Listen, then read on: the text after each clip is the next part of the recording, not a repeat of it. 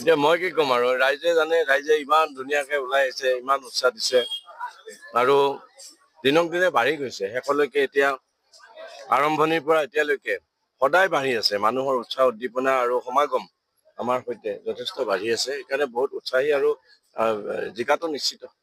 Tsunami হৈ গৈছে উজনি অসম, নামনি অসম চবতে। গতিকে চিপাঝাৰতো দেখিয়ে আছে সকলোৱে কি হৈ আছে, কাৰণ চিপাঝাৰত তেওঁলোকৰ যিটো ৰাজনীতি মানুহে বুজি পালেতো, তেওঁলোকে এতিয়া প্ৰতিদ্বন্দ্বিতাটো হ'বই। প্ৰতিদ্বন্দ্বিতা কেলে নহ'ব, প্ৰতিদ্বন্দ্বিতা হ'ব, কিন্তু তেওঁলোক পৰাস্ত হ'ব, সেইটোৱে মই কৈছো। প্ৰতিদ্বন্দ্বিতা নহ'ব বুলি মই নকওঁ দেই, প্ৰতিদ্বন্দ্বিতা হ'ব, কাৰণ বিজেপি দলৰো সংগঠন আছে। কিন্তু ৰাইজৰ কথাখিনি মই কৈছো যে তেওঁলোকৰ যিটো ৰাজনীতি সেইটো এতিয়া মানে নচলে। তেওঁলোকে বহুতক প্ৰলোভন দিছে, মানে কিবা আঁচনি তাচনিৰ কথা কয়, আৰু বহুতক ভাবুকিও দিছে আঁচনি কাটি দিম বুলি। এইকেইদিনটো সেইবিলাক কৰি আছে।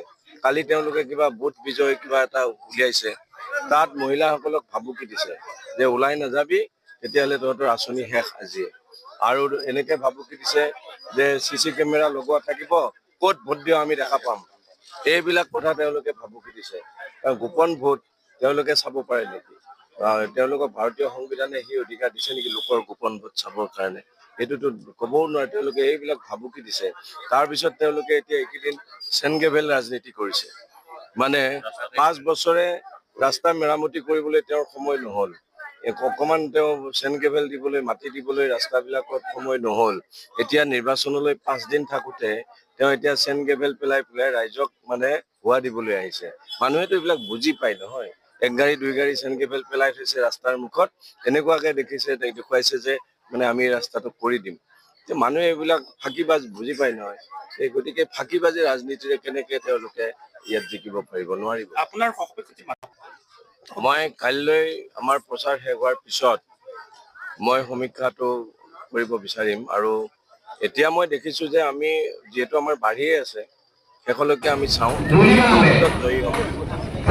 আপোনালোকে প্ৰাৰ্থীটোক আমি ইমান আশীষ দিছে, আমি ধন্যবাদ জ্ঞাপন কৰিছো। সময় নাপায় তথাপিও প্ৰাৰ্থী